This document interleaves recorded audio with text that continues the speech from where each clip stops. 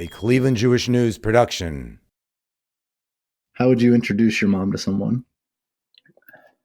I would say, hi, this is my mom. This is the nicest, kindest person you'll ever meet in your entire life.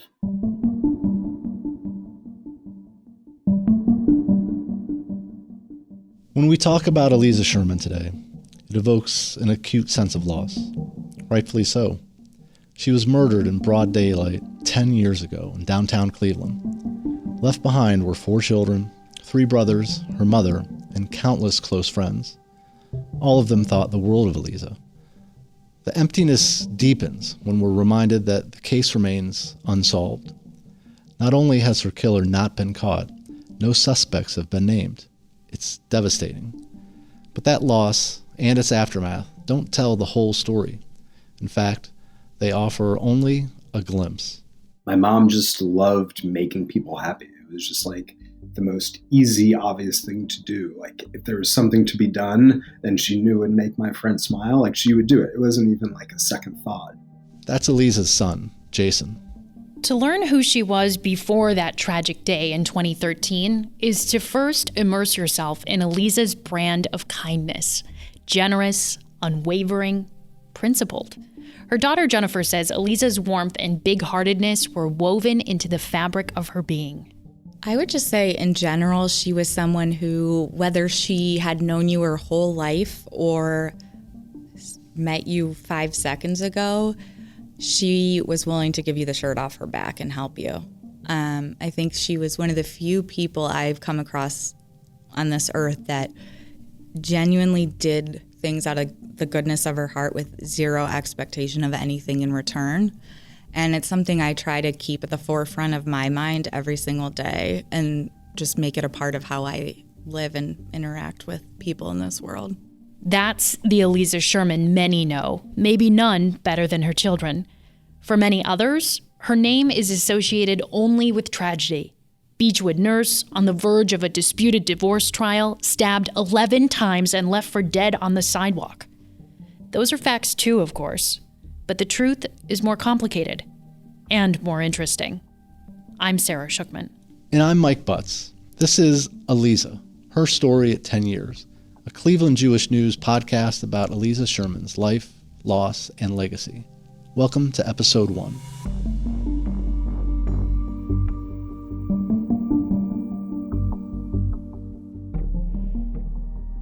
Sarah and I are both journalists who for years reported on the Aliza Sherman case.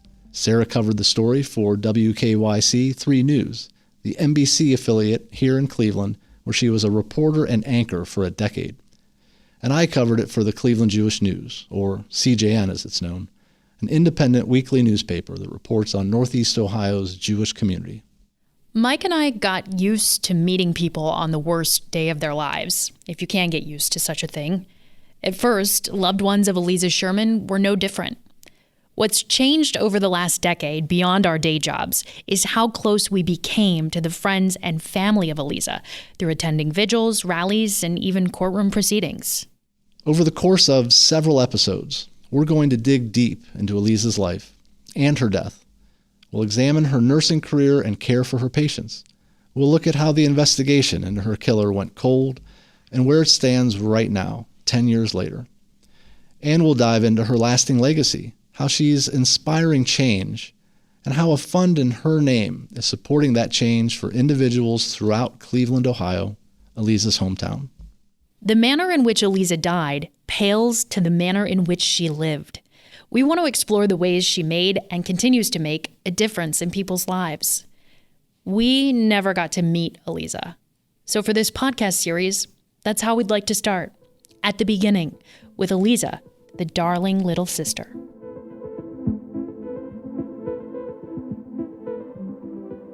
Albert and Doris Zinn owned a small house in Cleveland Heights on the south side of Severn Road, just east of South Taylor Road, a main thoroughfare in a predominantly Jewish neighborhood.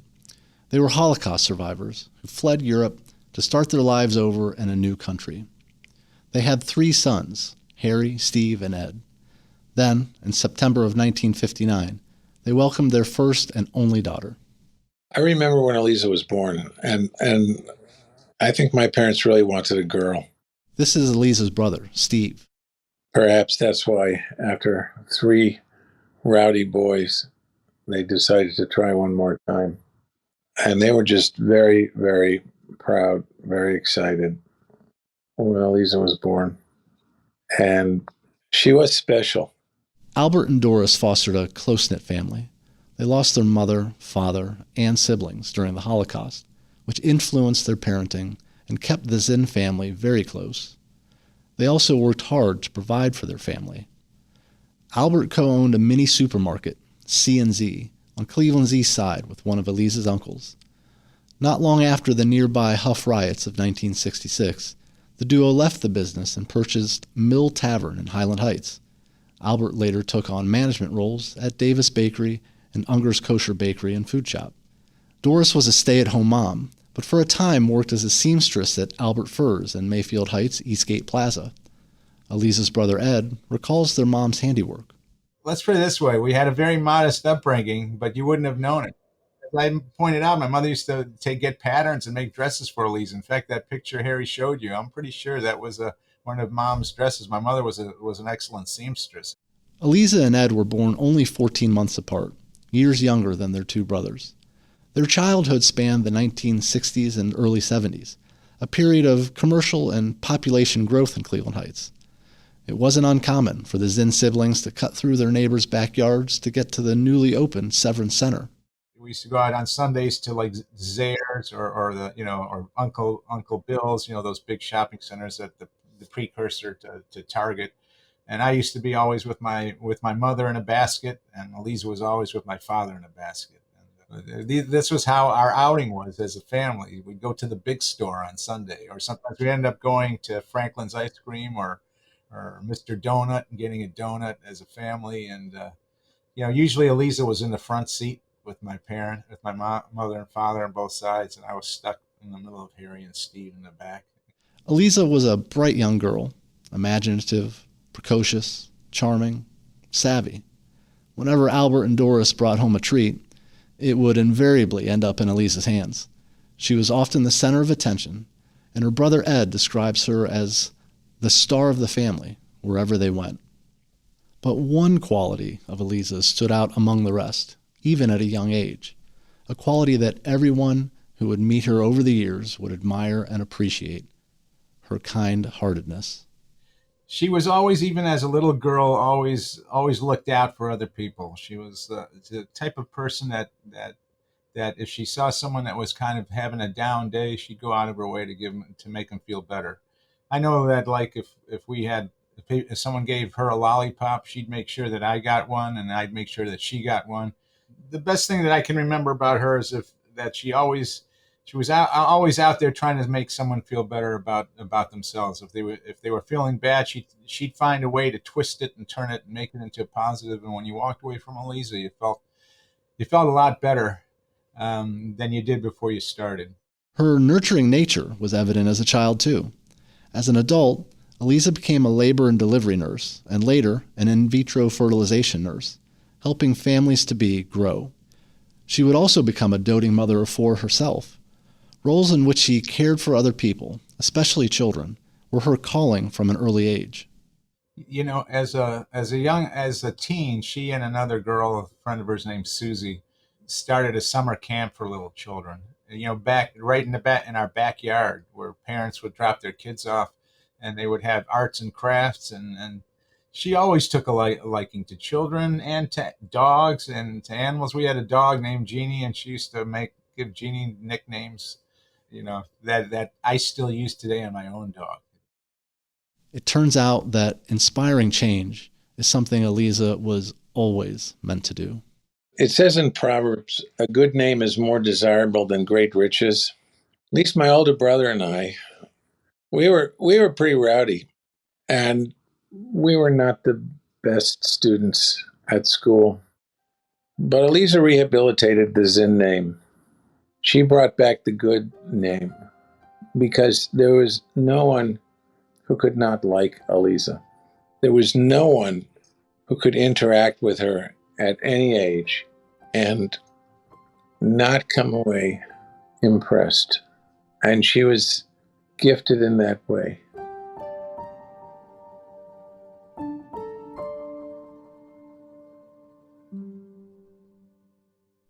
Aliza grew up to become a nurse. It's one of the first words people use to describe her. Those who knew her best tell us it was a defining characteristic. Her daughter Jen recalls. She always said she had a Nurse Nancy doll at 3 years old and knew she was going to be a nurse. She was, a caretaker in every sense of the word. She cared so much about others, put others before herself all the time, and would truly just do anything for anyone. Aliza was accepted into Case Western Reserve's nursing program, but couldn't afford it. Her daughter Jen later got to live that dream. Instead, Aliza lived at home with her parents and attended the 3-year program at the Huron School of Nursing. This is her brother, Ed. She locked into children early on. And she went in, as you know, or many people know, she started off as an OB nurse. And she, worked in labor and delivery and helped a lot of mothers bring babies into this world. And, that was her calling, really. After graduating in 1981, she took a job at the now no longer Mount Sinai Hospital in Cleveland's University Circle neighborhood. The hospital was established in the early 1900s to serve the city's Jewish population, and because anti-Semitism prevented Jewish doctors from practicing elsewhere. By the 1980s, the hospital was treating much of the city's poor population of all religions. I met Aliza. We were working together at Mount Sinai in the delivery room, and I was there several years probably, and then Aliza came on and we became friends. Maria Zoll met Aliza in the trenches, or the hole as they called it. Tough work, long hours, but they found a way to laugh. Delivery room was hard, and when we'd get a tough patient, she was always there and doing a phenomenal job. And so we just connected. I just admired her, and she was so kind and generous, and we called it a sixth sense of humor. We just, we'd look at something, we'd just burst out laughing. We knew what we each were thinking, and she was priceless. And, everybody loved her. And she always took on the most difficult patients. She'd be in charge, and she would assign herself the hardest things or what someone else maybe wouldn't want. And everybody really loved Aliza. Her friends knew her habits, her favorite sources of sustenance, chocolate, candy, Diet Coke, and Snapple, gossip rags, and shopping as stress relief. I'm addicted to peanuts, and she used to bring me peanuts all the time. We brought me, those Planter Peanuts bottles. If she saw that going down low, I'd have the next day, the new bottle would be there for peanuts. That's Dr. James Goldfarb. His groundbreaking career in vitro fertilization started at Mount Sinai. And then while we were there, we had the first IVF pregnancy in Ohio. And then we also had the first IVF surrogate pregnancy in the whole world while we were at Mount Sinai. It was at Cleveland Clinic that he hired Aliza for the second time, and not for peanuts. Aliza was a compassionate and dedicated colleague. There's nobody that I've worked with in any of my career that I respect more than her. She deserves respect, that's for sure. And she's the last person who deserved what happened to her. I remember she rolled up her sleeves. She used to, with her scrub suit, she actually rolled up her sleeves every day. And I think it was, I'm not sure she did it for image or what, or more comfort, but it really sort of supported her image that she's a hard worker, and she rolls up her sleeves and gets into the nitty gritty of everything that's going on, and didn't depend on her people who were working with her to do that. The patients knew that she cared about them, and she really did. It wasn't an act with her. She really cared about people, and she remembered everybody. People came back the second time. She would remember what happened the first time. She was just an ideal person to be working with these stressed patients. And her generosity was well known. With Dr. Goldfarb, it was peanuts. For Maria, it was supporting her love of dogs. Those who have followed coverage of Aliza's case might recognize Maria because her golden retriever is always by her side during memorial events. Yes, she always showered me with gifts. She'd call you and, I was driving by and I left a package on your front porch. It was snowing and it was Christmas time and there's tons of gifts. And so, in a bag, so much of my wardrobe was Aliza. she'd get me cute little dog shirts and paw shirts, and I'd wear them to school when I was teaching. And she was constantly buying you gifts of that, that she knew would make you happy.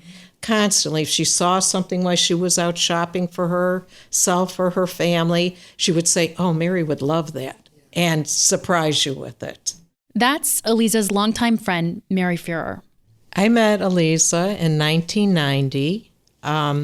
We were at the Beachwood Park, and I had my daughter, who was 3 at the time, her daughter, Jen, who was 3 at the time, and I had my son, who was 2, Sam, and she had Jason, who was 1.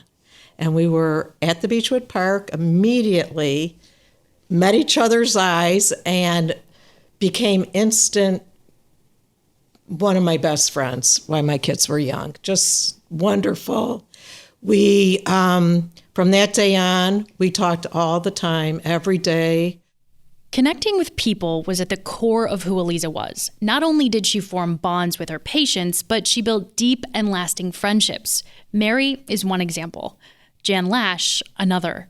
Aliza considered Jan the sister she always wanted but never had.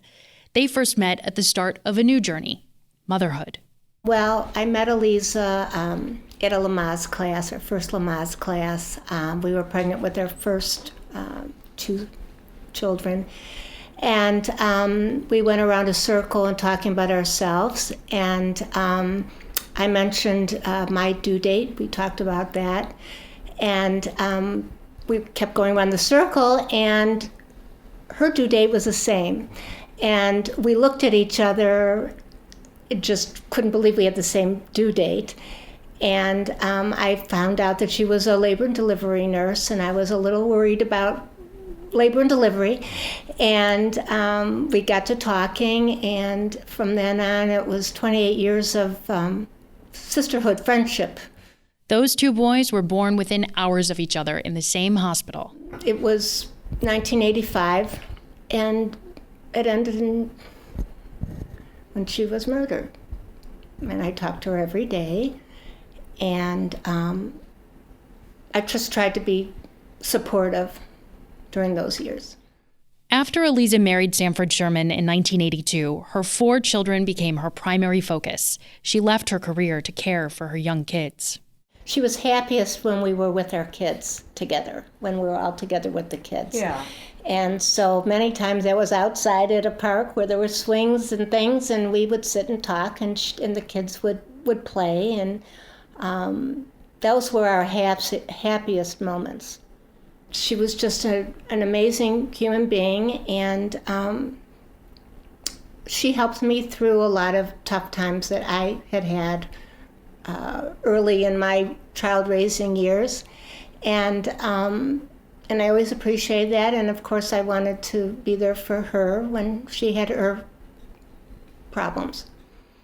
Jan was one of the last people to talk with Aliza on March 24th, 2013. For decades, Aliza's friends were concerned about her well-being. We'll explore this more in future episodes, but her marriage eroded her confidence. In the past years, I was very worried about her. And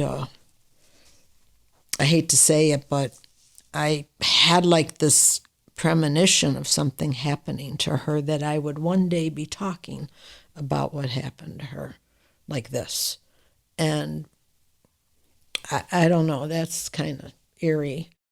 I remember us discussing, I mean, we all were worried about her. Everybody was worried. Yeah. Or, her neighbors, her friends, we were all worried about her. Her friends say Aliza never wanted to burden anyone. If anything, perhaps she was too caring for her own good. This is Dr. Goldfarb again. She would never believe, that people weren't like her. She thought everybody was like her. She really was. She was just the least cynical of people that I know.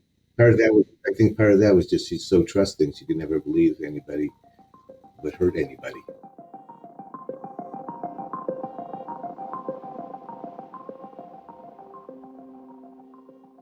Chocolate, Tootsie Rolls and Rolos, flowers, purple tulips in particular, iced tea with extra lemons, animals of any kind, but dogs the most.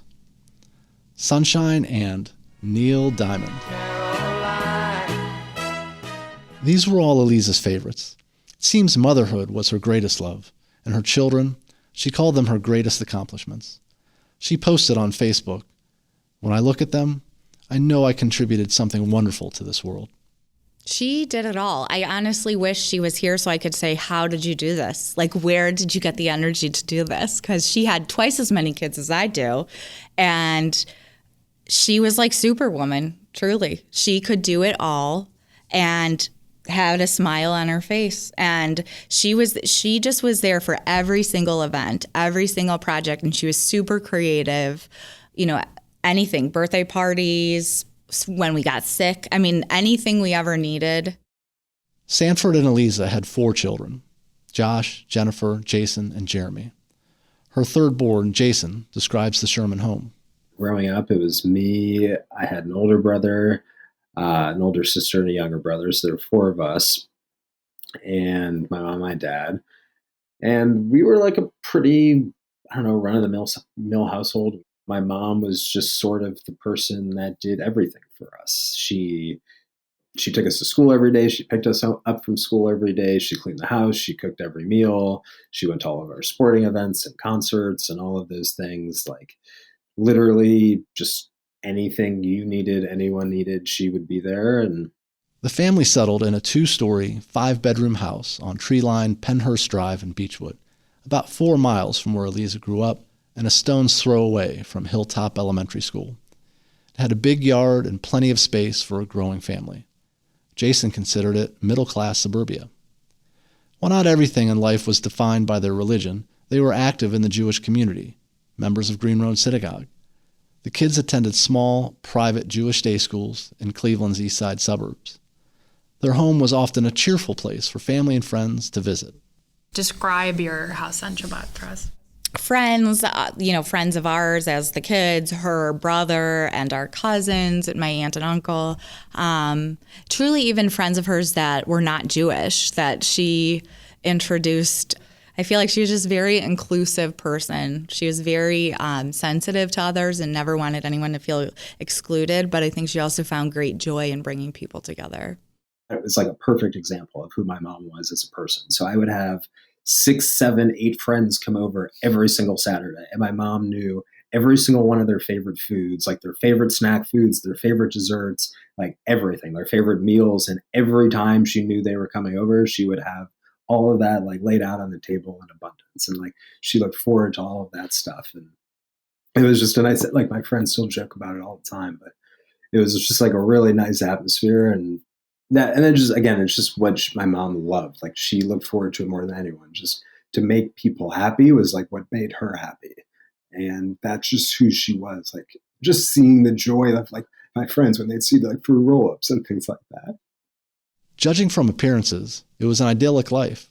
However, tensions brewed under the surface. No household was perfect. Like everything I just said makes it seem like we were some sitcom show. Like my parents never really got along that well. They argued a lot. Like I have lots of memories from when I was a couple of years old, just like with my parents arguing. And, I just assumed that was normal. And it was probably not till I was older that I realized like not all of my friends' parents do things like that. Records would later show Beachwood police had been out to the house nearly 24 times over the years for reports of domestic disturbances. You'll hear more about that later in the series. But for a long time, Aliza persevered. She remained in the home despite the fighting and her fears, in part because of how much she valued family, a quality that, along with her kindness and generosity, was proven important by her actions. Where did that come from? Likely her own family. Those who knew her best believe her kindness and generosity were inspired by her father, Albert. He was somebody my mom always said, they were not wealthy. He worked multiple jobs and barely made ends meet, but he always found a way to still somehow give to charity. And I think that really spoke to her. And I think he probably really had an impact on her. She was a big daddy's girl.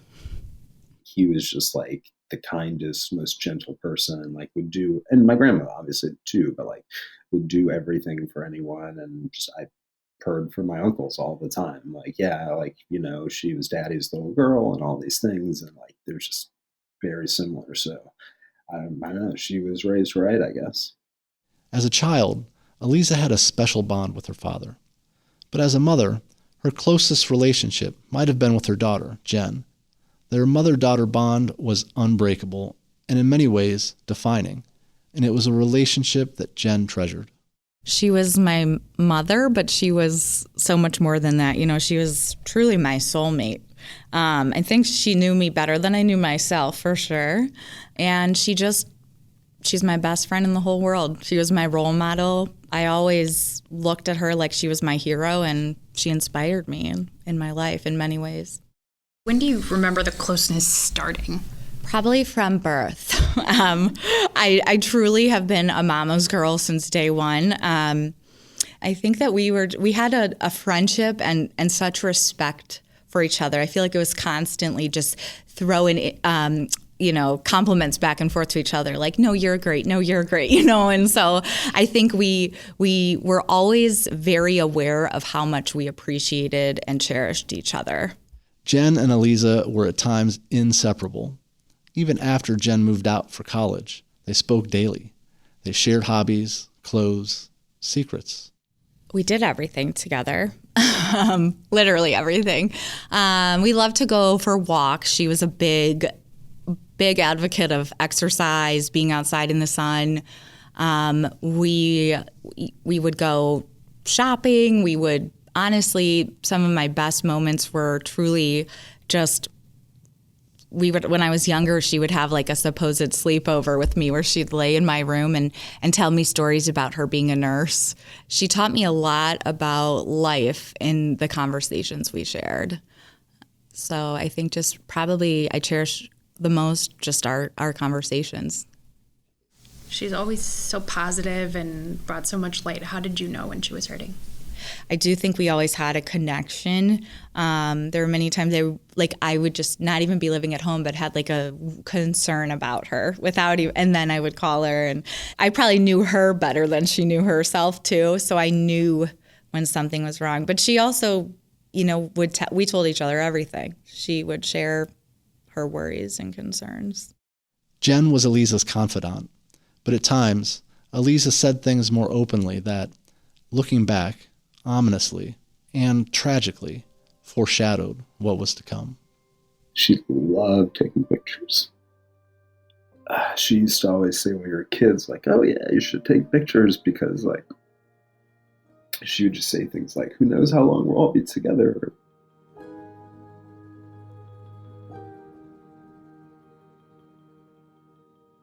Today, Jen drives the Justice for Aliza movement. In addition to her efforts to keep the case in the public eye, which could help track down her mother's killer, she also works to amplify Aliza's legacy, which we'll learn more about later in this series. Outside of those efforts, Jen is married and a mother herself. Among the many things taken away by her mother's murder is that Jen's children must grow up without Aliza as their grandmother. It's hard. It's hard to be a new mom without your own mom, especially her as a mother, because she was just the best. I mean, I know I'm biased because she was mine, but I think she instilled in me a lot of life lessons and pieces of important information that I could carry with me in the future that I do, refer back to now. As for her career, Jen followed in her mother's footsteps and became a nurse practitioner. Jason also followed Aliza's lead. He's a pediatrician at the Cleveland Clinic's Beachwood Family Health Center, where Aliza worked for many years as an in vitro fertilization nurse. He's also engaged to be married this month. We said at the outset, we never met Aliza, but in some ways we have. We've experienced her warmth and big-heartedness through her friends. Her kindness, welcoming nature, and strong will are exhibited by Jason and Jen. I think the biggest thing she helped me with, and looking back, I see it very much today, is she helped me find my voice in this world. Aliza's death left a gaping hole in her community in hundreds of hearts. Her children's lives are defined by the loss, and they must grapple with a new definition of family. Jan and Mary, along with several other friends of Aliza's, are considered surrogate moms by both Jen and Jason. Mike and I, too, feel like we've been welcomed as family members over the years we've covered the story. Still, I wish I could have met Aliza before all of this. I wish I could have just 10 minutes with her to hear her voice, sense her aura. I covered this story for the first time on Monday, the day after she died. I remember I interviewed Dr. Goldfarb and later Mary. They were almost poetic talking about Aliza. She seemed too good to be true in some ways. I attended her funeral a few days later and was moved by the shock rippling through this estranged family. About a month later, when I first met Jen, there was a tipping point. In her, I saw myself. We're about the same age. She was struggling like the earth had been pulled out from under her. She was trying to do everything right at a time when nothing seemed right at all. There's no guidebook, what to do when your mother is murdered. This was her real life. No one knew what was coming next. And at least from the media side of things, I tried to walk her through what I'd seen before, in police investigations, in courtrooms, how I'd seen victims heal. I lost my own father to cancer in 2015, and at that time in my friendship with Jen, grief became our bond. Though our lives had presented much different circumstances, we were trying to navigate marriage, children, the concept of family, feeling that loss of a parent. I didn't meet Jen until 6 months after Aliza was murdered. She agreed to talk to the Cleveland Jewish News, her first interview with the news outlet. I asked for and was granted the assignment. Jen met with me at the CJN offices. During our hour or so together, she answered every question I asked, and in vivid detail. It felt like an immediate and implicit trust had been built. It was almost tangible, and it's hard not to believe it was somehow Aliza's divine guidance. Jen poured herself into telling me every detail of that night her mother was killed and what she'd experienced since. And I felt called to share that story and every story I wrote about Aliza after that as faithfully, carefully, and accurately as I could. If I was to help this woman whose life was irrevocably changed, or if I could serve the Justice for Aliza cause in any way, it was through being the best journalist I could be. After that 6-month anniversary article, the way I approach stories changed. Stories like that, tragedies like this one, and people like the ones I've gotten to know along the way will do that. And now, 10 years later, this story continues to change me and my relationship to it. Like Sarah, I wish I'd met Aliza, but by way of reporting for this podcast, I feel closer to her, like I was snacking at her kitchen counter on a Saturday afternoon or received one of her thoughtful gifts. I suspect you might feel the same way now that you've listened to episode 1. In our next episode, Sarah and I will revisit the day all of that, and so much more, was taken away. March 24th, 2013.